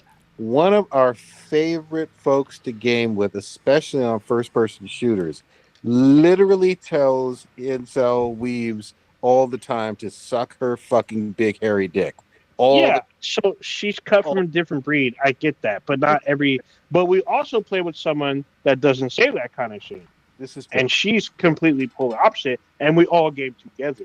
So that's a totally different thing. And who's to know? So there could be some 13-year-old girl, and it's like this is her first Monster Hunter, and all of a sudden she's in the lobby. Some dude posting a sticker like "I'm gooning," and she's like, "Mom, what's that?" or some shit that could be. Mom wouldn't have known either. Bad. She Googles it. Yeah. No more video games. Yeah, Yeah, you never playing a video game ever again. I mean, because Gooning, I felt like it had like a different meaning back in the day. Like, well, I it mean, did. like, It meant like an actual goon. yeah. Like, yeah. Yeah. Also, like back in the day with Batman and fucking every fucking comic book character, their main villains had goons that fucking did their bidding. Basically. No, I mean, I'm talking like gooning was actually like an old school like slang term.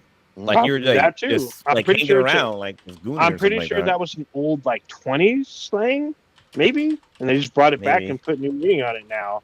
And now it is 100% lewd in this day and age. I love it. It's kind of crazy. Really quickly, I've been playing the game. I actually finished the fucking campaign before I fucking got on the podcast. Grinding on. Yeah. So I beat the game, but like beating the story is just the beginning. Yeah. Just like in Worlds, it's like there's a whole thing of in-game content, because even though I beat the game, there was a ton of shit that was locked for me.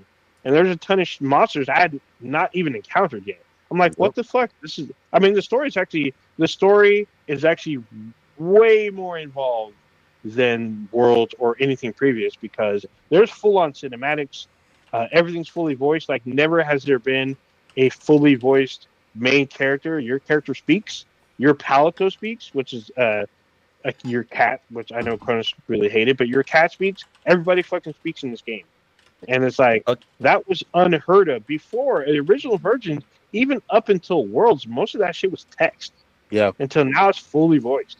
Two quick things on this, though. Number one, and I give real props to Capcom, not just on the lewd stuff, but they have pretty damn good black hairstyles in your character creator. Like the cornrows, the 360 waves, the taper fade, all the locks, they look pretty fucking good. Like, and you don't see that in a whole lot of games. I even gave Elden Ring a whole lot of shit because they weren't very good on it. But so I give them props on that. And then secondly, I was going to say that so far they have really good cutscenes. Some of them are fucking long, and they're just in the main missions. And I mean, almost reminiscent of some Metal Gear Solid, like 5-6 minutes long. Metal Gear Solid 4, that was like basically a fucking movie. Yeah. This is literally, and it gives you the option to literally watch all the cutscenes. It's literally a fucking movie. Yeah. It's literally a movie. And there's a part, so I don't want to give nothing away, but there's a part in the story where it goes like a whole different direction that I did not expect at all. Yep. Like, I did not expect this one way or another. And I feel like it's a heavy fucking influence from another game that they incorporated into the story. And you will know when you get like to, I think it's end of chapter 2, there's like this huge fucking like kind of, I don't want to, it's like what they call it, a Deus Ex Machina, where it like goes like a whole different direction. I was like, what the fuck is happening right now? So it was I think it's a welcome fresh breath of air. I don't know where the series is going to go after this, but I mean, right now it is typical Capcom. They keep doing their own kind of multiplayer thing where they don't really incorporate, I guess, what is inherent from the OS of the consoles. But I get it because there's crossplay for the first time, so they have to. It incorporates both Steam, PS5 or Sony network, and the Xbox Live network all working together. So I know they had to work around that, but it works out kind of well. I feel like they did better in World, but I mean, it works. You're able to squat up and shit. So it takes a little bit of going through. However, a lot of people complain the game is too easy. And I was like, well, I feel like the game caters to more people now, and they made it appropriately. I don't want to say challenging, like an appropriately fun game.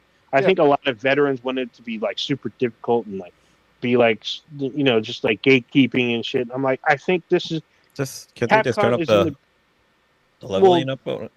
No, it's just like Capcom is in the business of making money. Yeah. So they want to make a game where more people can play. And if you have to have a game that your friends have to explain to you how to play, that kind of alienates players. This one, if you're new, you can literally jump right in and because they explain every fucking thing. Everything's explained. Okay, so far. Let's be honest. So if you have never played a Monster Hunter, and that was me with World, you are going to be fucking confused. Like this is not feel from a menu standpoint, in terms of getting started, how to do an SOS, multiplayer, squads. Some of this stuff is not very intuitive, like right at launch. I would recommend having someone who's played before, kind of in voice chat or party chat, walk you through some of the basics, or watch a YouTube. Well, even with like the name Monster Hunter, yeah, like somebody who doesn't play, I think it's fucking. You guys are playing like Pokemon. No, just wait for somebody to goon to your voice as you're talking to them. Some random new person. You know, you never know. You know what I mean? So I sound very have to sexy. disagree with Prodigy, because when I played, everything had a fucking menu, from SOS, from how to play, how to invite your friends. All that has fucking menus. Maybe because you missed an update or whatnot. Old Ninja, Old Ninja, you know this right now because you know Prodigy. He doesn't read fucking anything. He's just like, why is it so confusing? Right. How do you double jump? I don't fucking know. Right, he just X out of everything, you know? Yeah, he is a go man. Just go. So I get that. But this one, compared to World, what he described was to a T for Monster Hunter World. Monster Hunter Wild is like a full-on breakdown of everything new, like tutorials on new weapons, practice area, like everything is fucking there. How to invite your friends, how to start this, how to do that. It's like literally menu fucking heavy. It does. Let me be clear. It does a better job than World for someone new. World was the first one I had ever jumped in, and the fucking learning curve was steep. I told you, I was like, this fucking the HUD was so messy. I was like, bro, I'm out. Here. Yeah. I was like, yo, this HUD has daddy issues. I was like, I'm out of this motherfucker. I almost rage quit. Yeah, based on just that alone and the weird. I almost did that with World, but I stuck with it. Old Ninja kind of gave me some breadcrumbs, and we worked it out. But this does a better job with it. But it's still a learning curve if you've never fucked with Monster Hunter. Yeah, I feel like I will say there's a learning curve, but it's nowhere near as steep as World. World was a steep. I got a serious question though. A serious question. What if you are an expert at cougar hunting? Would that help in this game at all? Look, no. So the stickers might. The gooning stickers. Actually, you know what's funny is like I'm of an age where like that's not even like really a term that I can even use. Nah, not no more. They women your age. Yeah, because they're cougars and you're a silver fox. Like that's Hold on. No, they're not cougars anymore. They're now grandmas. They're gilfs now. Damn. Yep. I don't know. Do I know very many grandmothers? I don't know. I know a couple, I guess. Yeah. I know a few. Well, I mean, hold on, you're as old as dirt. You know, Gaia, bro. Like, yeah. You would have wanted to told us. That's true. Well, you know what? I'm not gonna go there. I'm gonna leave. I'm gonna leave. I almost went someplace that would have gotten me canceled on this whole damn show. Let me back up. There's no cancel. HR is on they're on vacation this week. HR's in the chat. Elon would have showed up. Be like, hey, he would have sent you an email, like send me 5 fucking bullet points. And you weren't even here last week, so there you go. You missed the last 2 weeks, so you're fucking fired, bro. Yeah. Elon be up there like, so tell me, what did we do here? Oh my god, I have so much to say about this, but yeah. I have a separate BTI question that I'm glad that we're all on here. We're talking about loot and stuff like that. All So right. there's this TikTok. I mean, I don't know. Are all you guys like using TikTok, or are you guys like? I believe Prodigy's on Xiaohongshu, but I don't really use TikTok. I know that I'm sort of on it, but people send me like on the messages, but I don't really fucks with it too much. I do not even have TikTok installed. I love them both. I love Xiaohongshu because of the fact that like there's no fucking like ads. Yeah, for shitty ass gum and shit tier fucking mushroom coffee that don't even fucking work. Fuck you, mushroom coffee. Prodigy, you know why there's no ads? How come? It's because you're the product. Yeah. So you're the product. They're watching you. I mean, look. And it ain't like TikTok, so I was thinking about that the other day. I was like, you know what? Why does this app just seem so much better than TikTok? It's like one, there's no ads. There's like, I mean, you get live feed that pop up, but it's very rare. But then one of the things that really stuck out was that like you don't. So I hate ads for fucking mobile games because whoever's playing those fucking mobile games can't play for shit. Like they're like the worst. It's almost like the old school like infomercials where like, oh, you got a major spill on the floor, and the person's like using like their elbow to like clean it up. It's like some stupid ass fucking shit like that. Let me tell you something. You're so right, fucking Blue. The goddamn ads on TikTok for them shitty ass fucking games. Here's the thing that I fucking hate about those. The gameplay itself actually is decently fun. I've downloaded a whole bunch of them. As soon as they go to these weird HUDs and base worlds and level up this, and you need money to do that. Fuck you. I don't want any part of that bullshit. Just give me the shit where I'm shooting the fucking zombies, and, you know what I mean, and trying to level up and get a new gun and all that. I don't care about none of the other bullshit at all. I hate when the gameplay is nothing like the ad. It's nothing like the ad. It's like there's a survival game that keeps popping up, and it looks like it's like a beautiful like animated world. And so then I went to go check out the app, and I was checking out some of the screenshots of the game. I was like, this is not. So the ad made it look like something that if you ever listen to Lo-Fi Girl, like the animation they use for that is like really crisp, like simple, like that. And that's what this ad looks like. But when you go play the game, it's like survival, like that one shelter game we played, Fallout Shelter. Okay, yeah. So Fallout Shelter is really good though. Yeah, it's really good, but like the ad made it look like this fucking like tranquil universe that you could like create like your own little world, and it turned out to be like some kind of 8-bit setup. But I fucking hate TikTok ads. Fuck them ads. So, anyways, so so there's a challenge or a trend trending that's on TikTok right now where if you search for Scooby Doo, if you go on TikTok and look up Scooby Doo. And it basically tells what kind of person you are based off of what videos you get back. The fuck? So for me, I'll have to try that. But hold on, what the fuck is TikTok and what the fuck is Scooby Doo? Wait, how do you not know both of those? Yeah, you're at least old enough to know Scooby Doo. Yeah. So the thing is that if you search for Scooby Doo, if you get the cartoon, you're an average person. But if you get some kind of woman and some skimpy outfit dressed up as Velma or such and such, and then you're our kind of people. I'm just saying. You're our kind of people. Velma's the way to go. I looked it up and I was like, wow, this is just thickness as far as I can scroll. I really thought that I was the only motherfucker on the planet that was into Velma as like a young teen. Me too. Growing up.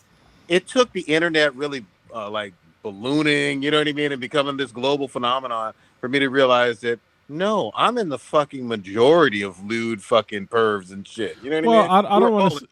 Hold on. I mean, I don't know if it's the majority, but I will say it's a certain kind of person.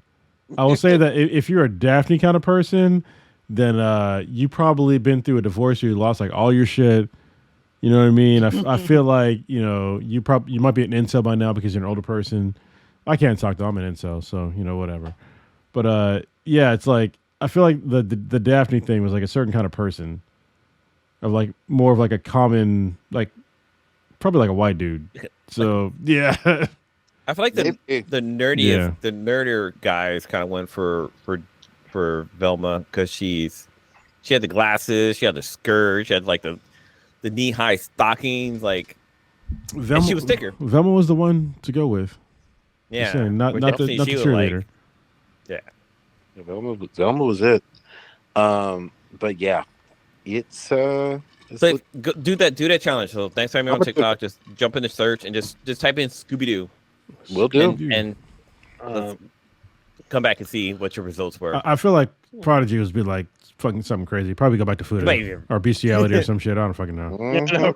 Yeah, I was thinking, why did I think the same fucking thing? It'd be like dogs humping or something, or some dude in a dog costume. I don't think that Prodigy's even on TikTok. I'm pretty sure he's still on Xiaohong Shu. No, you're on TikTok. Okay. Double dipping, huh? Gotta get that Chinese pie steak. Gotta get that Chinese pie paid. Yeah, man. Double time. I double dip. I got all day, every day. Singaporean spy, Chinese spy. You know what I mean? Hey, Singapore's nice. I've been there. I'm just saying this is fucking clean. Right? Fucking yeah.